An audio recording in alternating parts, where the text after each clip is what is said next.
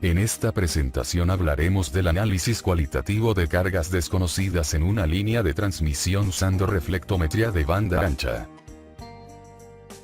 Considere un esquema de reflectometría de pulso ancho, donde la carga Z sub L al final de la línea es una red de resistencias, condensadores y inductancias.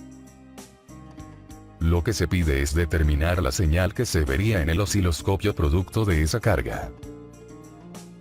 Cómo resolver esto desde un punto de vista analítico conlleva importantes complicaciones matemáticas. Nos vamos a limitar a resolverlo de manera cualitativa, es decir, solamente a nivel de forma de onda.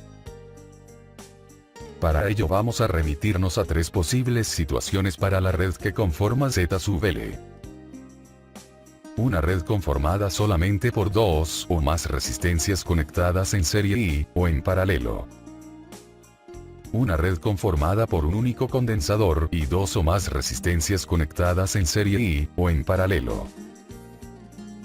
Una red conformada por una única inductancia y dos o más resistencias conectadas en serie y, o en paralelo. Partiremos analizando el caso de la red compuesta solamente por resistencias. Toda red con resistencias conectadas en serie y, o en paralelo se puede reducir a una única resistencia equivalente R sub E. Así, se puede aplicar el análisis de reflectometría para cargas resistivas puras a R sub E.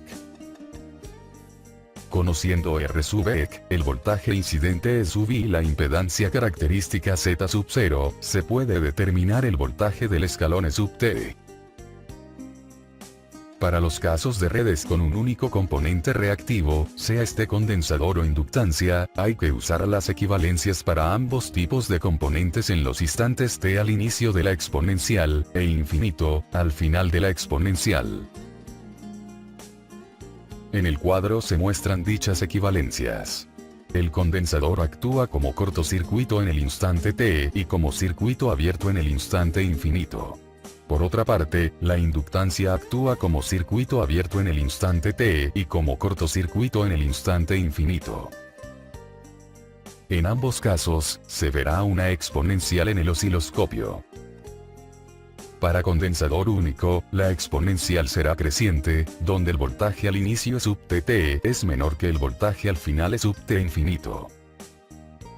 Para inductancia única, la exponencial será decreciente, donde el voltaje al inicio E sub Tt es mayor que el voltaje al final E sub T infinito.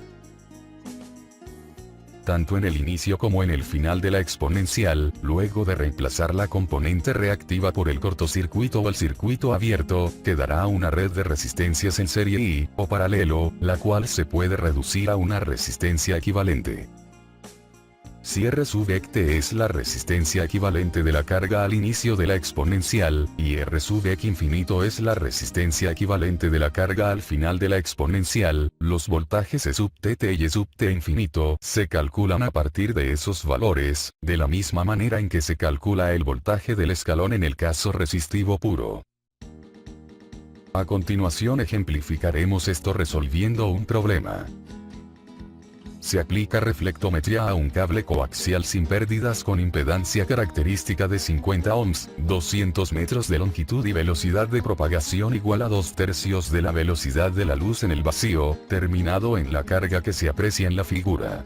Si la capacitancia es igual a 0.5 microfarads y R es igual a 75 ohms, se pide: A. Calcule el valor del tiempo de espera T que se vería en el osciloscopio.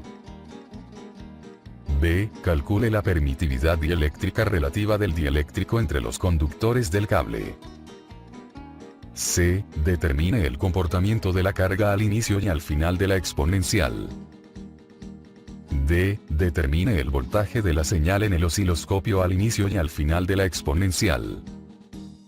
E. Dibuje cualitativamente la señal que se vería en el osciloscopio, mostrando explícitamente T y los voltajes preguntados en D. Para calcular T, de la teoría de reflectometría, se sabe que es igual a 2, por la longitud del cable, dividido por su velocidad de propagación.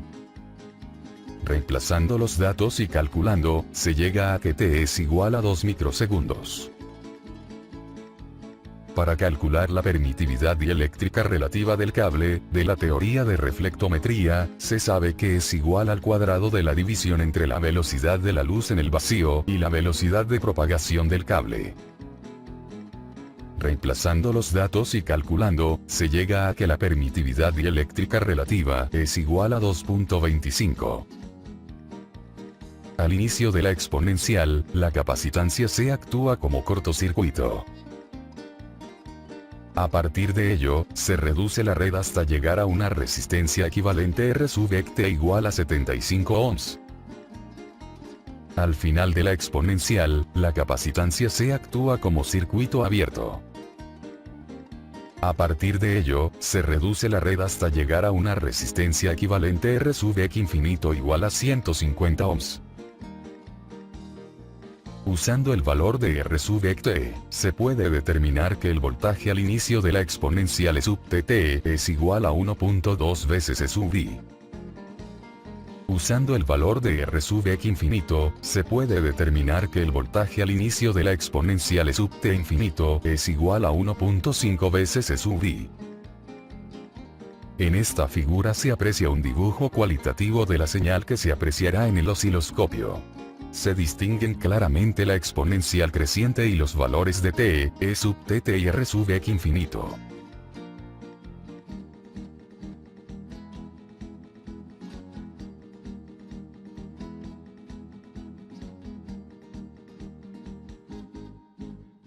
Muchas gracias por su atención.